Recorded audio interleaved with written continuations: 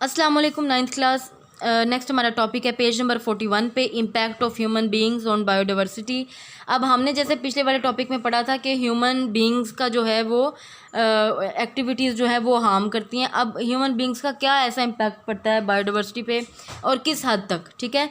Bye 10,000 years ago there were about 5 million people on earth. 10,000 साल पहले की बात है कि 5 मिलियन लोग इस अर्थ पे रहा करते थे। With advancement in agriculture and industry human population began to grow rapidly. तेज़ी से ह्यूमन की पॉपुलेशन बढ़ना शुरू हो गई आजकल। Today around 700 million people lives on earth. आज अगर आप देखें तो 700 मिलियन पीपल इस अर्थ के ऊपर रह रहे हैं। 10,000 साल पहले की बात है कि सिर्फ 5 मिलियन थे और अब की बात है कि 700 मिलियन रहते हैं। तो इसको हम मार्क कर लेंगे important for your objective and MCQs. ठीक हो गया। उसके बाद यहाँ पे एक छोटा सा पैच है, इसको बड़े ध्यान से देखिएगा। ये भी आपके एमसीक्यूज में पूछा जा सकता है, इसके ऊपर आप लिख सकते हैं objective. More than 260,000 people are added to the world population each day और मोर देन 180 ईच मिनट। हर मिनट में 180 बच्चे पैदा हो रहे हैं और हर दिन में 2,60,000 2,60,000 लोग एक दिन में पैदा होते हैं। अगर एक मिनट का हिसाब लगाया जाए तो एक मिनट में 180 बच्चे पैदा हो रहे हैं। ठीक है, तो आप इस हिसाब से देख लें कि कितनी पॉपुलेशन इंक्रीज़ कर रही है। और ये पॉपुलेशन इंक्रीज़ करने की वजह क्या है? आपकी एडवांसमेंट आ गई है आपकी लाइफ में, एग्रीकल्चर में, इंडस्ट्रीज़ में, जिसकी वजह से ह्यूमन की पॉपुलेशन ग्रो करना शुरू हो गया। अब ये ग्रो करेगी तो इनको रहने के लिए जगह भी चाहिए, रहने के लिए जगह चाहिए तो खाने पीने के लिए भी चाहिए, जिसकी वजह से ये जंगलात को ख़त्म करना शुरू कर देंगे। ठीक है, तो ये मेजर इम्पैक्ट था ह्यूमन बींग्स का। आगे देखते हैं इसका नेक्स्ट पेज पे। अच्छा जी, नेक्स्ट पेज पे अब आ गए हैं। पेज नंबर 42 है। यहाँ पे आपके पास एक ये छोटा सा पैच है। सबसे पहले इसको देख लेते हैं।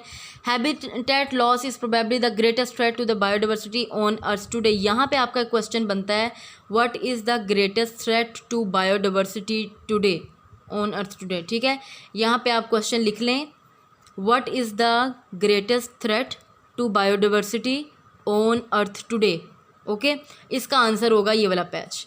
अच्छा जी, इस साइड पे आ जाते हैं। यहाँ पे to improve the living condition for 700 million humans we are imposing serious threat to the survival of the biodiversity.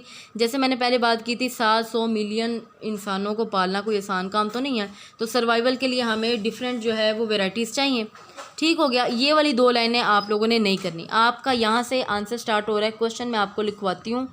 Question जहाँ पे आएगा व्हाट, बेशक यहीं पे लिख लें ऐसे करके ना, what are, okay, what are major causes of species extinction question mark. Answer होगा habitat loss, deforestation, over hunting, introduction और removal of species, pollution and climate change are the major causes of species extinction.